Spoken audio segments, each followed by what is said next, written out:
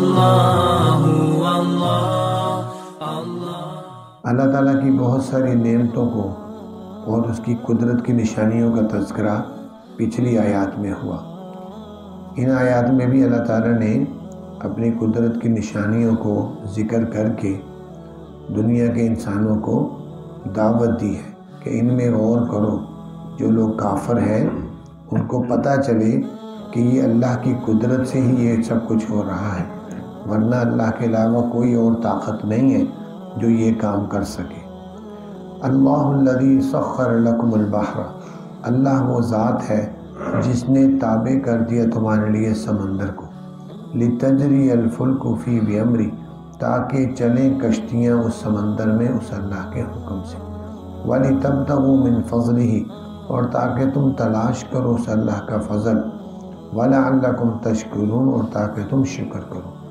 اللہ تعالیٰ اس اپنی نعمت کو جو انسانوں کو دی گئی ہے اس کا ایک نعمت کا ذکر کر رہے ہیں کہ سمندر کو اللہ نے تمہارے تابع کر دیا ہے کہ تم کیسے سمندر پر کشتیاں بناتے ہو، وہ بھی اللہ تعالیٰ کی توفیق سے۔ اللہ تعالیٰ نے جو تمہیں عقل کی جو ہے طاقت دی ہے، اس سے کشتیاں بنا کر تم سمندروں پر چلتے ہو۔ اگر سمندر اللہ نے تمہارے تابع نہ کیا ہوتا تو تم اس میں سفر نہیں کر سکتے تھے۔ اللہ نے تمہارے تابع کیا ہے تو تم کشتیوں پر بیٹھ کر ایک ملک سے دوسرے ملک جہاں جانا چاہتے ہو چلے جاتے ہو۔ وَلِتَبْتَغُوا مِنْ فَضْلِهِ، اور اسی طرح تلاش کر تو اس اللہ کا فضل یعنی روزی کا سلسلہ۔ بہت سارے لوگ بحری جہازوں کے ذریعے سے جو ہے پورے کنٹینر منگواتے ہیں، آج بھی ہے ایسے۔ تو سمندروں کو اللہ نے تابع کیا ہے، یہ فرمایا اس لیے کہ لعلکم تشکرون، تاکہ تم شکر کرو کہ اللہ تعالیٰ نے یہ سفر ہمارے لیے آسان کیا۔ اسی طرح فرمایا وَسَخَّرَ لَكُم مَّا فِي السَّمَاوَاتِ وَمَا فِي الْأَرْضِ، مسخر کر دیا یعنی تابع کر دیا تمہارے لیے ان چیزوں کو جو آسمانوں میں ہیں اور ان چیزوں کو جو زمین میں ہیں، جمیعا منہ، ساری کی ساری اس اللہ کی طرف سے یہ تمہارے تابع کر دی گئی۔ بے شک اس میں البتہ نشانی ہے قوم کے لیے جو غور و فکر کرتی۔ آسمان میں سورج ہے وہ بھی انسان کے تابع ہے، چاند ہے وہ بھی انسان کے تابع ہے، ستارے ہیں، تو یہ سب چیزیں اللہ نے اپنی قدرت سے تمہارے تابع کی ہیں کہ سورج تمہارے لیے غذاؤں کو، اناج کو، سبزیوں کو، پھلوں کو پکاتا ہے، اور چاند کی روشنی سے ان میں ذائقہ پیدا ہوتا ہے، اور ستاروں کی روشنی سے ان میں رنگت آتی ہے۔ تو یہ اللہ ہی کی اپنی قدرت سے کیا ہے، کس کے بس کی بات ہے کہ وہ آسمان کی ان چیزوں کو اپنے تابع کر سکے۔ تو اللہ تعالیٰ نے اپنی قدرت سے تمہارے تابع کیا، اور اسی طرح جو کچھ زمین میں ہے وہ بھی سب تمہارے تابع ہے۔ زمین کو حکم ہے کہ جو انسان محنت کرتا ہے، بیج ڈالتا ہے، اور پھر اس میں فصل تیار ہوتی ہے، کہیں گندم، کہیں چاول، کہیں سبزیاں، کہیں فروٹ، یہ اللہ کے حکم سے ہو رہا ہے، ورنہ زمین کو اپنے تابع کون کر سکتا ہے؟ تو انسان ان نعمتوں سے فائدہ اٹھا رہے ہیں، لیکن اس کا مطلب یہ تھا کہ ایک تو انسان اللہ کا فرما بردار بن جائے، اور دوسرا غور و فکر کرے کہ وہ ایک اللہ ہی کی ذات ہے جو یہ سب کچھ کر رہی ہے۔ سب کی سبزیاں، ترکاریاں تیری غذا کے واسطے، چاند، سورج اور ستارے ہیں ضیاء کے واسطے، سارا جہاں تیرے لیے اور تو خدا کے واسطے۔ ہر جہان، سارا جہان اللہ نے انسان کے تابع کیا ہے، بس انسان کو فرمایا کہ تم میری فرما برداری کرو۔ تو اللہ تعالیٰ نے اس طرح پورے قرآن پاک میں جگہ جگہ اپنی نعمتوں کا ذکر کر کے دعوت فکر دی۔ فرمایا اس میں البتہ نشانی ہے قوم کے لیے جو غور و فکر کرتی ہے۔ قُل لِّلَّذِينَ آمَنُوا يَغْفِرُوا، اے پیارے پیغمبر آپ کہہ دیجئے ان لوگوں کو جو ایمان لائے، یغفروا، درگزر کریں ان لوگوں کے لیے جو نہیں امید رکھتے اللہ کے دنوں کی، تاکہ بدلہ دے اللہ ایک قوم کو ساتھ ان کاموں کے جو ہیں وہ کماتے۔ یہ اس زمانے میں مکہ مکرمہ میں جب نبی پاک صلی اللہ علیہ وسلم ابھی ہجرت نہیں کر کے گئے تھے تو مسلمانوں کو حکم تھا کہ کافروں کی تکلیفوں پر صبر کرنا ہے، اور ان کو ان کی تکلیفوں سے، ان کی جو طرف سے پہنچنے والی اذیتیں ہیں اس کا جواب نہیں دینا، بدلہ نہیں لینا۔ یہ حکم مکہ مکرمہ میں تھا، لیکن جب مدینہ منورہ پہنچے اللہ تعالیٰ نے قوت عطا کی، پھر ان سے لڑنے کا بھی حکم ہوا۔ تو یہاں یہ حکم جو آ رہا ہے کہ ایمان والوں کو کہہ دو کہ وہ درگزر کریں ان لوگوں کے لیے جو نہیں امید رکھتے اللہ کے دنوں کی، کہ جن کو یہ نہیں ہے کہ اللہ تعالیٰ کی طرف سے کسی دن عذاب آ سکتا ہے، وہ نہ ڈر ہے، کافر ہے۔ تو اگر وہ تمہیں کوئی تکلیف پہنچا رہے ہیں، فی الحال کفو ایدیکم، تم اپنے ہاتھوں کو روک کر رکھو، ان کو تم نے بدلہ نہیں لینا، یہ حکم تھا۔ اور فرمایا من عمل صالحا فلنفسی، جو شخص بھی عمل کرے گا نیک تو اس کے اپنے ذات کے فائدے کے لیے، اس کا فائدہ خود اس کو ہوگا کہ نیک اعمال اکٹھے کر کے آخرت میں پہنچے گا اور اس کے مطابق فیصلہ ہوگا، جنت کا مستحق ہوگا۔ ومن اساء فعلیہا، اور جو برے کام کرے گا تو اسی کے اوپر وہ پڑیں گے، نقصان وہ خود اٹھانے والا ہے۔ ثم الی ربکم ترجعون، پھر اپنے رب کی طرف تم لوٹائے جاؤ گے۔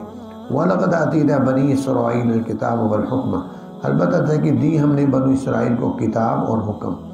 اسرائیل یہ حضرت یعقوب علیہ السلام کا لقب تھا۔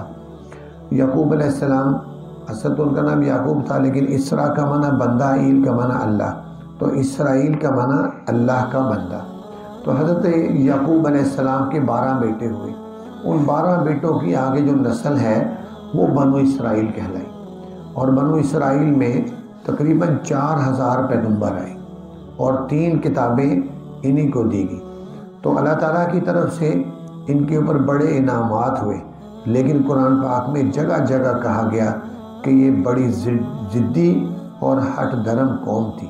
یہی وجہ ہے کہ اللہ تعالیٰ نے قرآن پاک میں مسلمانوں کو پہلی سورہ فاتحہ کے اندر یہ کہا کہ ہر شخص سورہ فاتحہ کے اندر یہ دعا کرے کہ اللہ ہمیں صراط مستقیم پر تو چلانا، لیکن ان لوگوں کے پر راستے پر نہ چلانا جن پر تیرا غضب نازل ہو، غیر المغضوب علیہم، مغضوب علیہ یہ ہوتی ہے کہ اللہ تعالیٰ کا ان پر غضب ہوا۔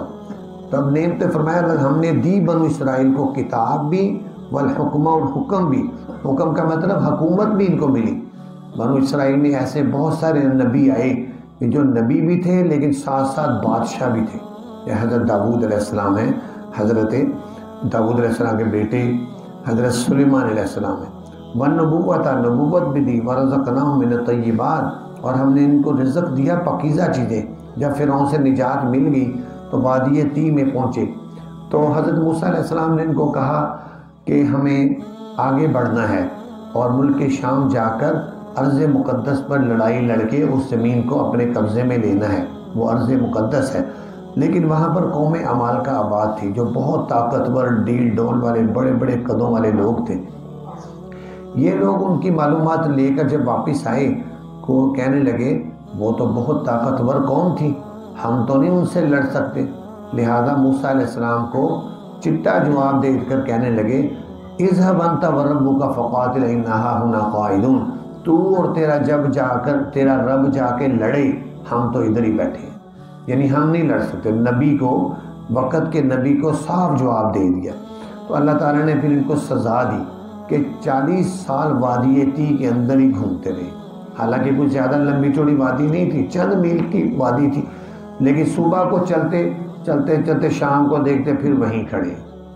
تو اس طرح وادی طی کے اندر سرگرداں پھرتے رہے جو ہے کئی سال تک، 40 سال تک۔ لیکن اللہ تعالیٰ نے وہاں رہتے ہوئے بھی موسیٰ علیہ السلام کی دعا سے، چونکہ وہاں پانی نہیں تھا، پانی کے چشمے جاری کیے، ہوا کے لیے، سائے کے لیے باقاعدہ بادل ان پر سایہ کرتا تھا، اور اس کے علاوہ ان کو من و سلوہ آسمان سے بنے بنائے بٹیر اور ترنجبی میٹھی چیزیں آتی۔ لیکن یہ آگے سے پھر ناشکری کرتے ہوئے کہنے لگے ہم نے تو مونگی مسروں کی دال کھانا ہے، ہم نے تو لہسن ادرک کھانا ہے۔ قرآن پہلے اس بارے میں اس کا ذکر آتا ہے۔ تو یہ ان کی ناشکریاں تھی، نافرمانیاں تھیں۔ تو فرمایا ہم نے ان کو رزق بھی دیا، پکیدے تھے، فضیلت دی ان کو جہان والوں کو۔ اس زمانے میں جو جہان میں لوگ تھے ان میں سے یہ زیادہ فضیلت والے یعنی علم والے تھے، اور دی ہم نے ان کو واضح نشانیاں حکم سے۔ پھر نہیں اختلاف کیا انہوں نے مگر بعد اس کے جو آ چکا ان کے پاس علم۔ صرف ایک بات تھی جو اہم ان کے اندر تھی، بغیم بینہم، آپس کی سرکشی، ضدی ہونا۔ اور یہودی جو ہے دنیا میں اس زمانے میں بھی آج بھی ضدی قوم شمار ہوتی ہے، بہت ضدی قوم۔ تو اللہ تعالیٰ نے اسی میں انہی نافرمانیوں کی وجہ سے کہ اللہ تعالیٰ کے احکام کی خلاف ورزیوں کی وجہ سے دنیا میں ان کے بعض لوگوں کو خنزیر، بعض کو بندر بھی بنایا، یہ سزا بھی ان کو ہوئی۔ اور بلکہ ایک روایت میں آتا ہے نبی پاک صلی اللہ علیہ وسلم نے فرمایا کہ قرب قیامت میں اس امت کے بھی کچھ لوگوں کو بندر اور خنزیر بنایا جائے گا، اس امت کے بھی کچھ لوگوں کو۔ صحابہ کرام نے پوچھا یا رسول اللہ وہ کافر ہوں گے؟ آپ نے فرمایا لا، وہ کافر نہیں ہوں گے، یصلون، نماز بھی پڑھیں گے، یحجون، حج بھی کریں گے اور نیک کام بھی کریں گے، لیکن ان پر یہ سزا کچھ لوگوں کو، یعنی ساری امت کو نہیں، کچھ لوگوں کو یہ سزا ملے گی۔ لیکن آپ نے فرمایا اس کی وجہ یہ ہوگی کہ وہ میوزک اور گانے سننے کے بڑے دل دادا ہوں گے، راتوں کو سوتے ہیں جیسے ہینڈ فری لگا کر میوزک گانے سنتے سنتے، موویاں دیکھتے دیکھتے لوگ جو ایسے ہی سو جاتے ہیں۔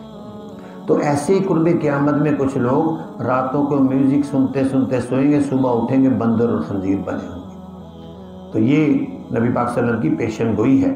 تو فرمایا دی ہم نے ان کو واضح نشانیاں حکم کی، پس نہیں اختلاف کیا انہوں نے، مگر بعد اس کے جو آ چکا تھا ان کے پاس علم، بغیم بینہم، آپس کی سرکشی کی وجہ، ان ربک یقضی بینہم، بے شک تیرا رب فیصلہ کرے گا ان کے درمیان قیامت کے دن ان باتوں میں جن میں یہ اختلاف کرتے ہیں۔